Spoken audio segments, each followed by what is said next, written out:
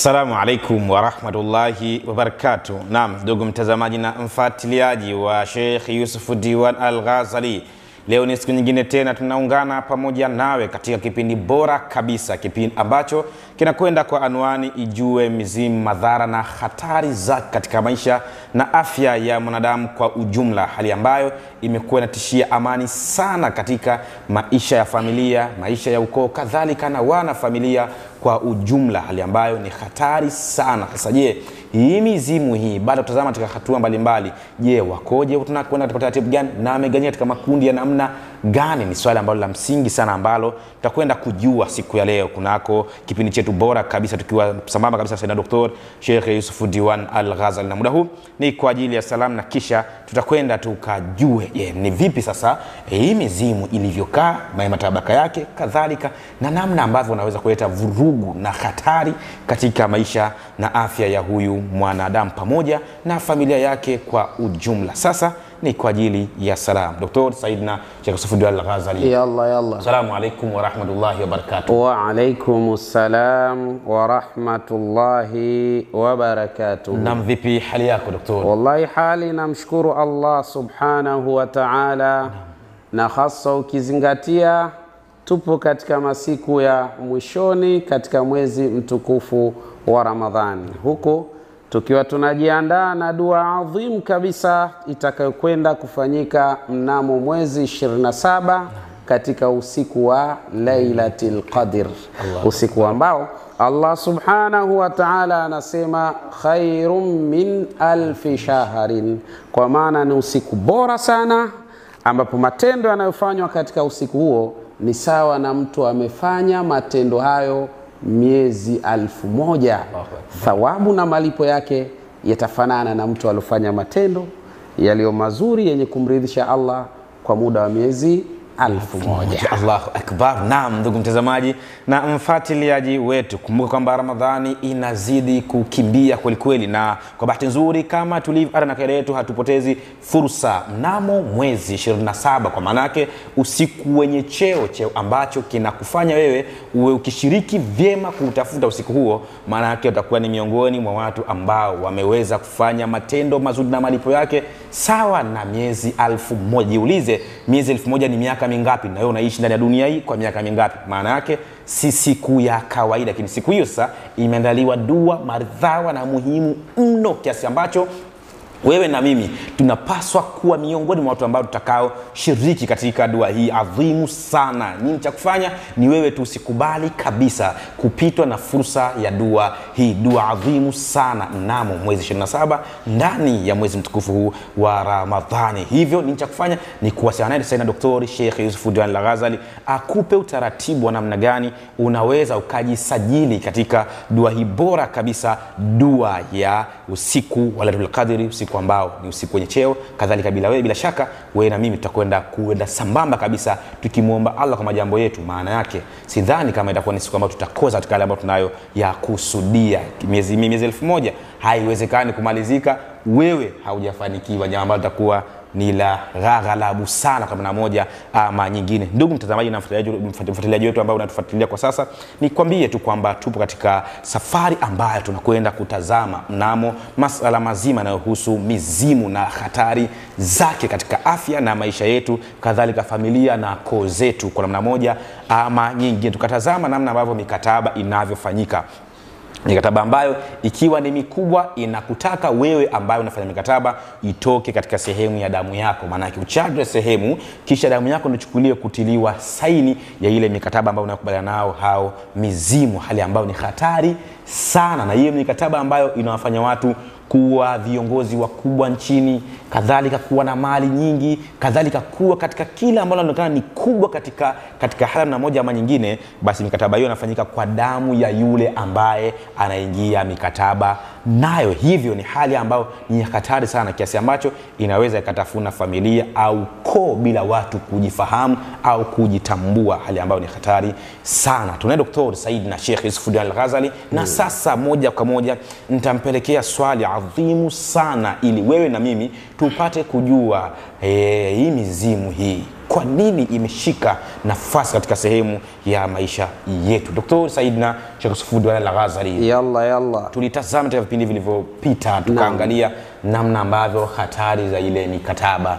na migawanyo ya ile mikataba yenyewe, namna ambavyo watu wakifanya mikataba ya jambo kubwa na nataka mimi mwenyewe ndio nitoe sehemu ya damu yangu, au patikane wanyama kwa zile yale mafanikio makubwa kiasi, lakini wewe unataka kundoa na nini ndio utafanya mkataba wa wino mwekundu, hali ambayo unaona kabisa namna ilivyo kila grade yake ina taratibu zake. Sasa swali langu, je, hii mizimu hii imegawanyika katika aina ngapi, na ndani ya aina hizo hatari zake katika familia na ukoo zipo kwa namna gani? Tayeb.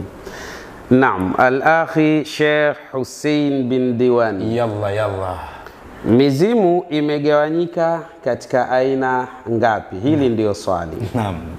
Na kabla sijaingia moja kwa moja kujibu ya kwamba imegawanyika katika aina kadhaa, jambo la kwanza niseme ashabhu taqatun ruhiyatun li shakhsin faraqa alhaya. Hawa watu wa mizimu wao wanasema mzimu ni energy, kwa maana ni msisimko wa kiumeme ambao asili yake unatokana na roho ya mtu ambaye aliyekufa akaondoka katika maisha ya dunia. Hii ni mustalaha ya watu wa mizimu, ingawa mustalaha wa Uislamu wenyewe unasema pana, hao ni mashetani tu wa kawaida ambao wanaweza kuamiliana na watu wa ukoo fulani na kisha wakaleta madhara ambayo kwa hali ya haraka wewe unaweza kuona kama kuna faida, lakini kumbe kuna madhara makubwa sana katika maisha ya wanadamu. Kwa hiyo mustalaha wa watu wa mizimu wao wanasema ya kwamba mzimu ni nini? Wao wanasema ni energy, kwa maana ni msisimko wa kiumeme ambao unatokana na roho ya mtu ambaye faraqal hayata, ambaye aliyofariki au aliyekufa na akatoka katika ulimwengu huu. Lakini al-i'tiqadu al-'am, lakini kadhalika itikadi za watu wote miongoni mwa hawa watu wa mizimu, annahu ruhun wa taqatun ruhiyatun li shay'in au shakhsin faraqal haya. Wao wanasema ya kwamba hiyo ni roho na ni energy, kwa maana msisimko wa kiumeme ambao li shay'in unayotokana na kitu fulani katika hali ya aina moja au nyingine, au li shakhsin, au msisimko ya kiumeme inayotokana na mtu ambaye faraqal haya, aliyofariki au aliyoondoka hapa duniani. Lakini wanasema wa mazalat ruhuhu aliqatan fi alamina, pamoja kwamba mtu huyo ameondoka katika maisha haya ya duniani, roho yake haitaacha kuwa ikiendelea kuleta athari na madhara katika afya na maisha ya binadamu walio ulimwenguni kwetu katika hali ya aina moja au nyingine. Hii ni itikadi ya mustalah ya watu wa mizimu. Lakini itikadi na mustalah wa dini tukufu ya Kiislamu, mizimu ni mashetani yanayotumiwa na mashetani wa kibinadamu katika kuleta madhara. Hata kama kutakuwa na faida, basi faida yake itakuwa ni ndogo, madhara yake ni makubwa zaidi katika hali ya aina moja au nyingine. Wakasema bil idafa, kama hilo halitoshi, li ashbahil bashar, kadhalika vile vile kuna mizimu ambayo inayotokana na roho za wana wa Adamu. Hunaka taqarirun an dhuhuri ashbahi hayawanat au ashiyain ghairin haya, lakini kadhalika na wakasema kuna ripoti mbalimbali zinazoripotiwa kudhihiri au kuonekana kwa mizimu, ikiwa katika sura au picha ya aina mbalimbali za wanyama wanaotisha, wakati mwingine zikiwa katika mifumo na aina mbalimbali ya vitu ambavyo visivyo na roho. Kwa mfano, kuna wakati mizimu inaweza kudhihiri katika sehemu za mapango. Lakini yale mapango yenyewe namna alivyo hujaona kiumbe, lakini yanatisha, yanaogopesha. Pia mizimu inaweza kudhihiri katika mfumo wa hali ya namna hiyo, katika hali za namna moja au nyingine. Na ndio maana utaona watu wengi katika wale ambao wanaofanya masala haya ya mizimu, mara nyingi sana upenda sana kwenda katika mapango, lakini kwenda katika mapori makubwa makubwa, lakini kadhalika kwenda katika buyutum mahjura, majumba yaliyohamwa na mfano wa hayo, ndipo majambo yanakuwa maeneo hayo mara nyingi katika hali za namna hiyo. Kuna sehemu maalum watu wameziandaa kwa ajili ya kutambika, au unakuwa sehemu yenye utulivu. Naam. Sasa hapo sehemu hiyo yenye utulivu ambapo pameandaliwa kwa ajili ya watu kufanya matambiko, hapo ndipo penye mzimu wenyewe ulipokaa. Sasa ukienda kuamsha, hatari na balaa linakuwa kwako katika hali ya namna hiyo. Naam, nataka nikumbushe kidogo, kuna habari ambazo tunasema pia hata mikuri. Naam. Kwa kule Kigoma, aiwa. Na mikuri ni miongoni mwa mashetani wabaya sana. Yani hayo mizimu mibaya sana, na inaleta madhara yaliokuwa makubwa sana sana katika hali ya aina moja au nyingine.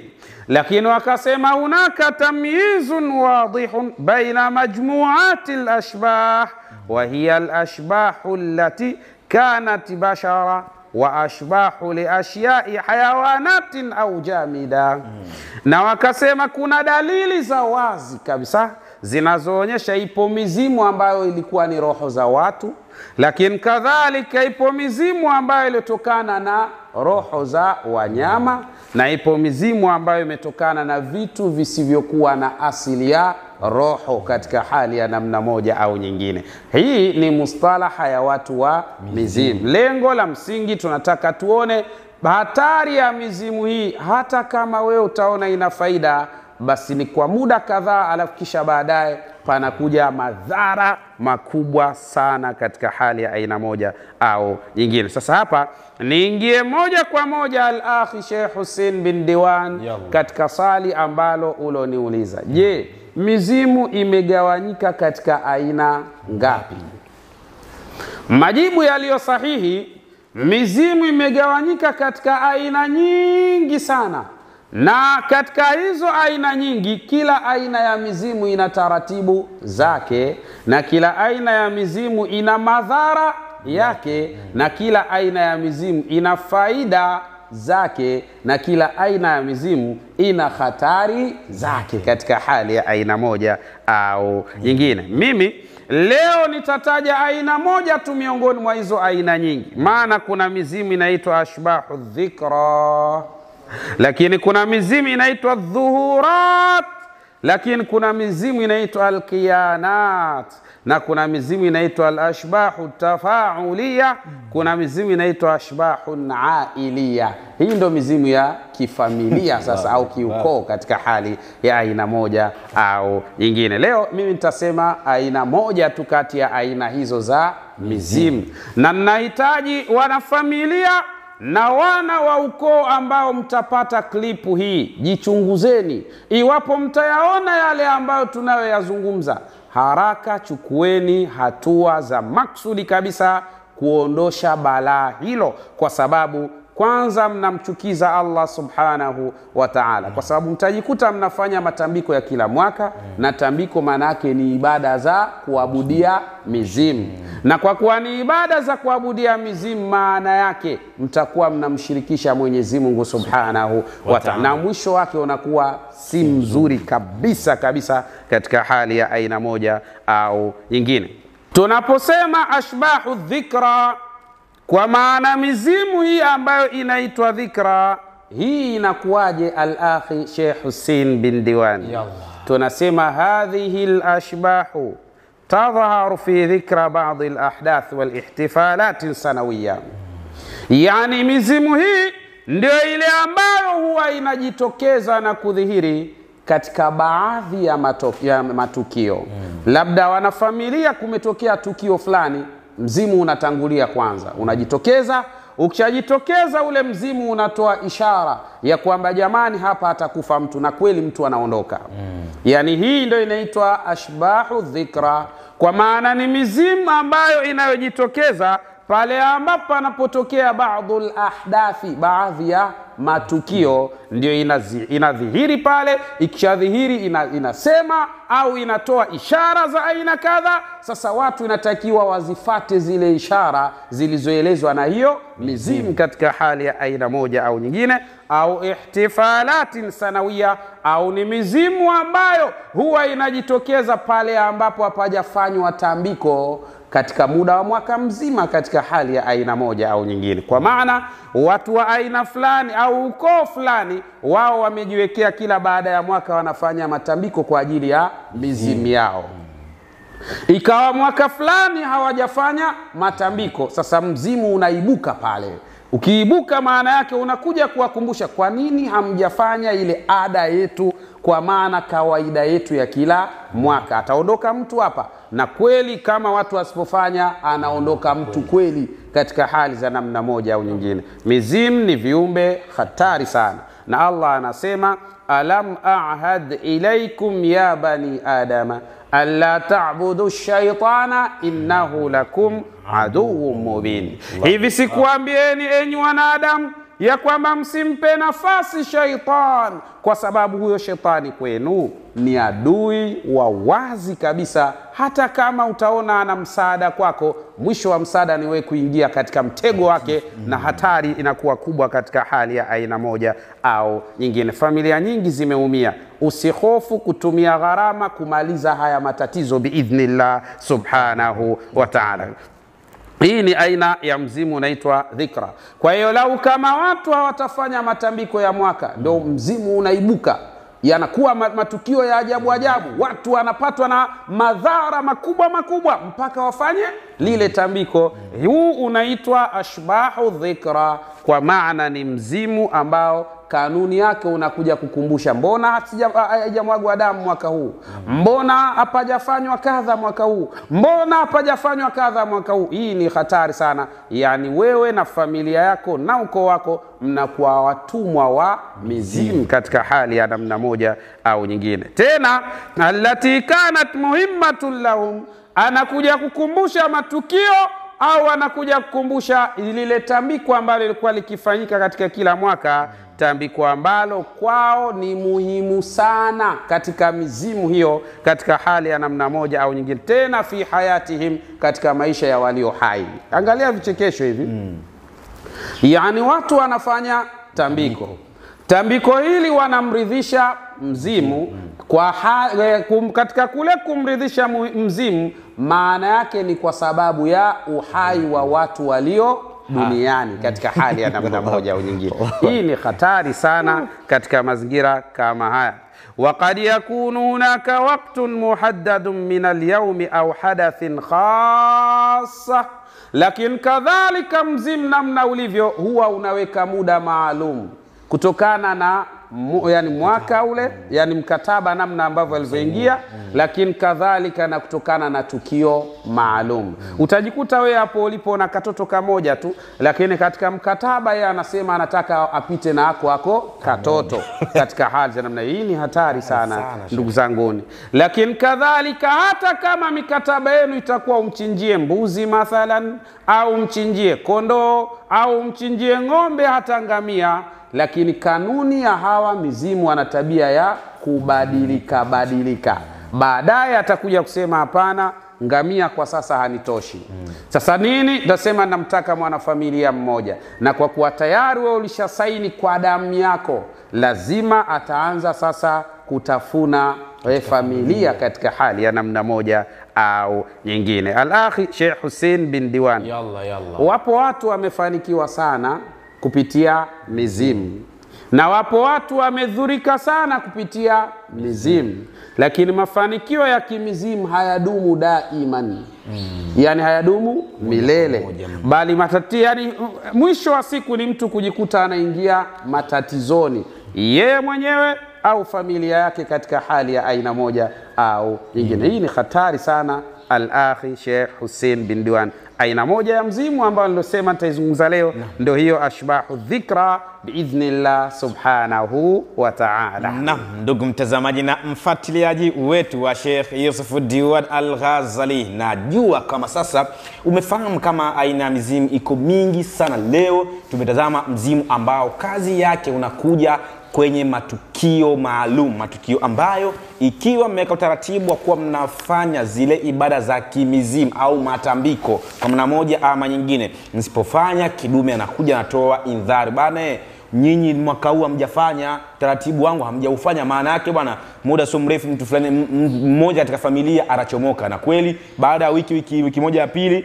unakuta mtu kachomoka kweli. Maana yake sasa viumbe ni hatari sana sana katika maisha na afya kwa ujumla ya familia pamoja na ukoo wako. Maana yake nini? Unapojibaini kwamba kuna matukio ambayo yanakuja sintofahamu, baadhi ya nyakati, baada ya mwezi, baada ya miezi miwili, baada ya mwaka, baada ya miezi sita, ukiona mazingira kama hiyo yasiyoisha, yani ilikuwa ni mfululizo wa muendelezo wake, basi bila shaka tambua kama familia yako imeguswa kunako swala zima la hii mizimu. Ni hatari sana katika maisha na afya ya familia pamoja na ukoo kwa ujumla. Nini cha kufanya? Ni wewe kufanya jitihada za maksudi kabisa za kumfurusha na kuondosha hawa mizimu. Sio jambo jepesi, jambo ambalo ukiamua kulifanya basi lianze mpaka ulimalize, ingawa sio rahisi. Maana yake pia utendaji na ufanyaji wake ni mgumu sana, inataka stepu na umakini wa hali ya juu sana na maarifa yaliyotosheleza ambayo naweza katosha kulifanya ile jambo kwa ukamilifu wake namna moja ama nyingine, hali ambayo bila shaka inaweza kufanya ukaondokana na madhara haya na mashaitani ama hawa mizimu ambao ni hatari zaidi ya uchawi wa kawaida. Nini cha kufanya? Ni kuwasiliana naye Dr. Saidna Sheikh Yusuf Diwan Al-Ghazali moja kwa moja kunako namba zake za WhatsApp. Unaweza kumpigia simu au katuma message au voice akakusikiliza, akushauri na kwa mwongozo wa nini kifanyike. Mtafute muda huu sasa kwa haraka zaidi ili aweze kusikiza, kushauri kwa namna moja ama nyingine. Piga simu kwa WhatsApp au tuma message kwa WhatsApp kupitia namba hizo unazoziona hapo, au pia unaweza kupiga simu moja kwa moja kupitia namba hizi za kawaida, ukapiga simu ukasikilizwa na ukaweza kushauriwa nini cha kufanya, mambo yako katika hali iliyokuwa bora kabisa. Dr. Saidna Sheikh Yusuf Diwan Al-Ghazali, hapa ninalo swali la msingi. Kuna watu ambao tayari walikwisha fanikiwa katika maisha yao, maana wana mali za kutosha katika miiko yao, lakini chanzo na asili ya mali hiyo ni masala mazima kutokana na mizimu. Kwa maana yake aliingia katika mikataba na mizimu, kisha tayari moja kwa moja mizimu kaanza kumtumikia, akaanza kuwa na mali nyingi. Sasa hivi ameshakaa ni kweli nilifanya na mali kweli ninazo, lakini kwa sasa ni jambo hapana, ni baya, siwezi kuendelea kuwa nalo. Sasa swali langu, je, ameshaingia mkataba, je, namna ya kuweza kujinusuru na kujikwamua ili mali zake ziendelee kuwepo na mizimu aweze kuepukana nayo, je, hatua hii, jambo hili linawezekana? Na kama linawezekana, je, utaratibu wake ni vipi? Watu wanaweza kuchukua jitihada za maksudi kabisa za kuweza kujikwamua kunako mikataba na kubaki na mali ambazo yatakuwa iko huru nazo, mizimu imekaa pembeni? Sahih. Naam, al-akhi Sheikh Hussein bin Diwan, mizimu ni viumbe hatari sana. Na panahitaji maarifa makubwa, ili tumekuwa tukilirudia mara kwa mara katika kutegua hii mitego ya kimizimu. Kwa sababu step moja ukiikosea ni hatari kwako mfanyaji, ni hatari kwa anayefanyiwa pia katika hali ya namna moja au nyingine. Pale Kigoma paliwahi kutokea mkasa mzito sana huu. Kulikuwa na mtu mmoja ambaye kwa jina anamuhifadhi. Huyu yeye alipata fedha nyingi sana, lakini kwa njia hii ya mizimu. Yani alikuwa ni mtu ambaye pale Kigoma kuna vitu vinavyoitwa vipe. Ukisikia vipe maana yake ni ile mitumbu ya kuvulia samaki. Sasa alikuwa na mitumbwi mingi sana ya kuvulia samaki, na mara kadhaa ilikuwa mitumbu yake ikienda ziwani kwa ajili ya kuvua samaki. Nyote mtakwenda mtakosa, lakini yeye atarudi amepata samaki mpaka mnachanganyikiwa. Yani mitumbi yake yote inakuja imejaa, imefurika yani samaki katika hali za namna hiyo. Kwa hiyo muda mfupi tu akapanda cheo, akawa ni mtu mwenye fedha nyingi. Lakini sababu ya msingi ambayo ilimpelekea yeye kufanya hivyo, aliingia mikataba na mizimu, na miongoni mwa mikataba ambayo aliingia ilikuwa kama ifuatavyo. Inatisha kidogo, lakini hakuna namna, lazima tuyaseme ili na wewe ujitathmini, ujitazame katika hali ya namna. Ikiwa umefanikiwa kwa njia za mizimu na umefikia wakati umeona ya kwamba sitaki tena kuendelea katika hali ya namna hii, je, nini ufanye? Namna ya kujikwamua ipo, lakini inataka maarifa makubwa, lakini inataka gharama ya kutosha ili kulifanya jambo katika utaratibu ambao ulikuwa sawa sawa biidhnillah subhanahu wa ta'ala. Yule bwana yeye katika mikataba yake mwanzoni kabisa waliingia mikataba akiwa na viumbe watatu. Yani kiumbe wa kwanza alikuwa ni njiwa mweupe, lakini akawepo kadhalika kondoo mweupe, lakini kadhalika akawepo na ng'ombe mweupe. Hawa ni viumbe watatu ambao hawa viumbe watatu hawa pakachukuliwa na ndizi zikakatwa vipande pamoja na vipande vya miwa kadhaa kwa idadi maalum. Kisha pakaandaliwa chungu. Kile chungu kilipoandaliwa sasa yakaanza kufanywa matambiko pale. Anaitwa mzimu sasa aje akabidhiwe kwa bwana mkubwa awe ni mtumishi wake katika kumvutia mali katika kila jambo analolifanya katika hali ya namna moja au nyingine. Baada ya hapo ikachukuliwa kile chungu sasa, akachinjwa yule njiwa, damu ikaingizwa mle katika chungu ambacho kina vipande vya ndizi na vipande vya miwa. Lakini kadhalika akachinjwa kondoo, zikachukuliwa ile damu ikaingizwa mle katika chungu ambacho kina ndizi na vipande vya miwa maalum kwa hisabu maalum. Lakini akachinjwa na ng'ombe, damu yake ikaingizwa mule katika kile chungu katika hali ya namna hiyo. Wakatambika pale, wakafanya yale ambayo walioyafanya. Kisha baada ya hapo ikachukuliwa kile chungu kikafungwa vizuri kabisa, akapewa sasa yule mtu ambaye yeye ndiyo anayehitaji kufanya mikataba na yule mzimu. Akachukua kile chungu, akaambiwa usiku majira ya muda fulani nenda nacho ziwani kakitose bahari ziwani. Yule bwana akachukua kile chungu, amevaa mavazi yale ya kimizimu, akaenda moja kwa moja mpaka pale ziwani. Takriban ilikuwa majira saa 7 za usiku, akakitosa kile chungu katika ziwa. Baada ya kukitosa kile chungu katika ziwa, pale pale akasikia sauti inamwambia, tena sauti ambayo inayosema ni ile ile ambayo yeye anaitambua ya marehemu babu yake. Inamwambia, kijana umekomaa na kwa sasa umekuwa mkubwa, na katika hali ya namna hii utafanikiwa sana, lakini ninachokuambia lazima mkataba uweze kukubaliana nao katika yale ambayo yatakayokuwa katika hali iliyokuwa sawa sawa. Wakamwambia, jambo la kwanza kabisa, kuna mama yako mzazi, huyu sisi tunamtaka mwanzo haraka sana. Kisha baada ya hapo akishaondoka huyo, hebu tuambie wewe unataka nani afuatie katika ukoo na familia yako. Yule bwana akaorodhesha takriban watu wanafika 11 hivi kwa mlolongo kabisa, watu 11 naam. Lakini wa kwanza ni mama yake mzazi katika hali za namna hiyo. Basi alipoorodhesha katika hali za namna hiyo, mikataba imewekwa katika utaratibu wa hali ya namna hiyo tayari. Baada ya hapo ile sauti ikamwambia, uko tayari sasa hivi, wewe ondoka na kesho ingieni baharini, fanyeni uvuvi, utaona nini kitu ambacho kinachotokea katika hali za namna hiyo. Angalia hatari ya haya mambo jinsi yalivyo. Basi kweli imefika siku ya kesho, wao wameingia ziwani, wamevua samaki hawajawahi kutokea. Allahu Akbar. Alafu cha ajabu sasa, wenzake wale kila wakienda, yani tofauti na yeye, kila wakiingia ziwani hakuna wanachopata. Ni yeye ndio ambaye anayepata, tena kwa kiwango kikubwa mno katika hali za namna hiyo. Baada ya masiku kadhaa kanunua mtumbu wa pili, baada ya siku kadhaa kanunua watatu, wanne, yani vipe vikawa takriban ndio mtu alomiliki vipe isiyopungua 47 mpaka 49 kwa mtu wakati huo biidhnillah subhanahu wa ta'ala. Yani kwa sasa unaweza kusema kama yule mtu anayemiliki yani zile yani sio costa tu, yani yule mtu ambaye anamiliki zile semi trailer ambazo zinafika 47 48 katika hali ya namna moja au nyingine. Kwa kweli ni hatari kabisa katika hali za namna hii. Sasa mama yake baada ya masiku kadhaa akawa amejisikia tu vibaya, yani kaumwa tu, yani kuumwa kwenyewe sio kuumwa, yani kiajabu ajabu tu, tayari akaondoka yule bi mkubwa. Alipoondoka yule bi mkubwa, sasa samaki wakazidi kuwa wengi zaidi. Cha ajabu, yani inakwenda ile hali ikifikia wakati katika zile nyakati walizowekeana mikataba. Sasa wale wavuvi ambao ndio wanamfanyia kazi huyu bwana mkubwa, yani zikifika karibu na ile mikataba, wanawaona wale watu ambao inasemekana wamekufa na wamezikwa, lakini wao wanawaona kule wakiwa ziwani. Tena cha ajabu zaidi, ikifika siku ile ya mkataba, huyu bwana anachokifanya, anakwenda mpaka pale na yeye anakuwemo katika ule mtumbwi.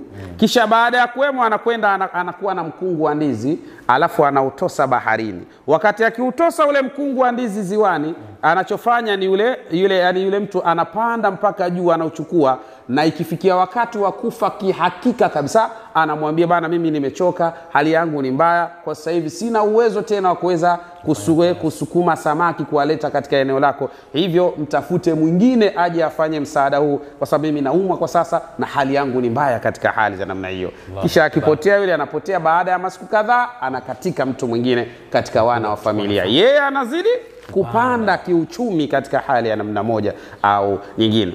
Sasa imekwenda hivi, alipofika mtu wa 4, yule bwana akaanza kuingia na roho ya kibinadamu. Sasa kafanya haya matukio, lakini roho ya kibinadamu imemuingia. Pesa anayo, anapata kila anachotaka, yani siku baada ya siku, yani anazidi kuwa ni mtu mwenye pesa nyingi, lakini ndio kwa kuwaondosha ndugu zake katika hali za namna hii. Ile kaanza kumuingia, kaona nishafanya hivi kwa mama yangu, nimefanya hivi kwa fulani, nimefanya hivi kwa fulani, roho inaniuma, na mimi kama mwanadamu, hebu nirejee kwa Mwenyezi Mungu Subhanahu wa Ta'ala. Lakini nafanyaje? Najikwamuaje kutoka katika hali hii? Hapo ndipo palikuwa pagumu sana katika hali za namna hiyo. Na akasema, je, nikifanya haya nitakayoyafanya, je, naweza kubaki na utajiri wangu, au ndo utaondoka na mimi nitaambulia madhara katika hali ya namna moja au nyingine? Tukamwambia, kama ukiamua kuliingia hili sala, inawezekana. Inawezekana. Lakini inawezekanaje? Akapewa taratibu ya namna ya kuwezekana kwenyewe, zile step, namna ya kukanyaga na kutengua yani ile mikataba katika hali ya aina moja au nyingine, bila madhara kwake, bila madhara katika mali zake, na bila madhara kwa wana familia yake, biidhnillah subhanahu wa ta'ala. Akasema, niko tayari, ni afadhali niishiwe, lakini niko tayari kumaliza hili sala. Nafsi inaniuma sana, najisikia vibaya sana pale ambapo ninapoona, kwa maana mimi ndio chanzo cha watu fulani kuondoka, hata kama ninapata hali katika hali za namna hiyo. Basi tukamwambia utaratibu, akafata utaratibu, majambo yakaenda vizuri, watu wakategua zile njia, mambo yakaenda sawa. Mpaka hivi sasa tunavyozungumza, watoto wake wamebakia, wapo katika hali nzuri ya kiuchumi biidhnillah subhanahu wa ta'ala. Kwa hiyo wewe ambaye bila shaka umekutana na mashaka kama haya, mizimu ukaweka nayo mikataba, mkakubaliana, baada ya makubaliano baina yenu na mikataba hii ya kimizimu, mambo yakawa sawa, lakini kafikia wakati nafsi inataka kujirejea kwa Mwenyezi Mungu Subhanahu wa Ta'ala, lakini kuna wasiwasi hapa, inawezekana ukadhuriwa kutokana na mizimu na ile mikataba. Taratibu zipo biidhnillah Subhanahu wa Ta'ala, isipokuwa tu si za kitoto. Zipo njia maalumu za kupita ili kuweza kutegua vile viapo kwa maana na ile mikataba biidhnillah Subhanahu wa Ta'ala, nawe ukabaki salama, mizimu ikabaki huko ilipo, na wewe ukabaki huku ulipo. Hakuna muafaka tena baina yako wewe na mizimu biidhnillah Subhanahu wa Ta'ala. Panahitaji ilmu ya kutosha, panahitaji maarifa, panahitaji ujuzi sana, lakini panahitaji umakini wa hali ya juu katika kuliendea sala hili biidhnillah Subhanahu wa Ta'ala. Majibu yangu kwako al-akh Sheikh Hussein bin Diwani, njia zipo, lakini zinahitaji maarifa, zinahitaji ujuzi, zinahitaji umakini wa kutosha katika kuliendea jambo biidhnillah Subhanahu wa Ta'ala. Naam, ndugu mtazamaji na mfuatiliaji wetu, njia zipo tena ambazo bila shaka zina natija iliyokuwa bora sana, isipokuwa tu kanuni ya hili jambo la masala ya mizimu, halikwepeki gharama. Huo ndio ukweli, watu sifichane. Ukweli mambo namna ulivyo, gharama yake si ya kitoto. Maana kiamua kulifanya hili jambo, lifanye kwa maana kulifanya kweli, na ukilianza hatakiwi kuishia katikati. Maana likiishia hivyo, ima mfanyaji na yule anayefanyiwa madhara yake ni makubwa mno, kitu ambacho ni hatari. Hawezi mtu kutarisha maisha yake kwa jambo ambalo unahisi kwamba mtu hataweza kulikamilisha. Maana ukijihisi kwamba una sababu ya kulifanya hili jambo, ni lazima ujipange kweli kweli ili jambo liweze kuandaliwa kwa taratibu zake, kwa zile hatua zake, ukanyage wapi, utoke wapi, uende wapi, umalize mambo yaweze kwenda katika hali kwa bora kabisa. Maana yake sasa, wewe ambaye ndugu yangu una mali ambazo ulizipata kwa mikataba ya mizimu, bila shaka una uwezo pia kuivunja mikataba hiyo bila madhara kwako wewe, bila madhara kwenye mali zako, bila madhara katika familia yako, bila madhara katika ukoo wako, na mambo yakawa katika hali iliyokuwa bora kabisa. Mimi nikualike tu nikwambie kwamba nafasi ya kipekee kabisa ni hii ambayo unaweza ukaitumia, mambo yakawa ni mazuri kabisa. Ila tu kikubwa ambacho za kukisitiza zaidi, jambo si la kitoto. Maana yake kama kulifanya, lifanye kwa maana kulifanya kweli kweli, ili mambo yaweze kuenda katika hali iliyokuwa bora kabisa biidhnillah subhanahu wa ta'ala. Khairi nyingi zitapatikana. Mimi nikualike na nikwambie tena, endelea kuwa nasi hapa kwa Sheikh Yusuf Al-Ghazali. Lakini kabla kuenda kulimaliza hili jambo, nikwambie tu unaweza kumtafuta Dr. Said na Sheikh Yusuf Al-Ghazali kupitia namba hizi za WhatsApp. Unaweza kumpigia simu kwa WhatsApp moja kwa moja kusikiliza, kushauri na kwa mwongozo wa nini kifanyike, mambo yaweze kwenda katika hali iliyokuwa bora kabisa. Lakini pia unaweza kupiga simu ya kawaida moja kwa moja, au kutuma message ya kawaida moja kwa moja, ukasikilizwa, ukashauriwa na ukapewa mwongozo wa nini kifanyike, mambo yaweze kwenda katika hali iliyokuwa bora kabisa. Mimi nikwambie, endelea kuwa nasi hapa kwa Sheikh Yusuf Al-Ghazali katika vipindi vyako bora kabisa vya Ijue Mizimu, madhara na hatari zake. Ikiwa leo tumetazama moja katika aina ya mizimu, je, kipindi kijacho tutatazama pia aina nyingine ya mizimu ambayo ni hatari sana katika maisha, afya, familia na ukoo, kadhalika na maisha kwa ujumla. Yanaweza kuharibika, yanaweza kuharibiwa, yanaweza kuvurugwa, yanaweza yakaparaganyika katika hali moja ama nyingine, ili mambo yaweze katika hali kwa bora kabisa. Njia fasaha na njia bora zipo kabisa biidhnillah subhanahu wa ta'ala. Endelea kuwa nasi na mwalike pia mwenzio ambaye si katika familia ya Dr. Said na Sheikh Yusuf Al-Ghazali, naye aye miongoni mwa wanafamilia ambao watakaopata faida kem.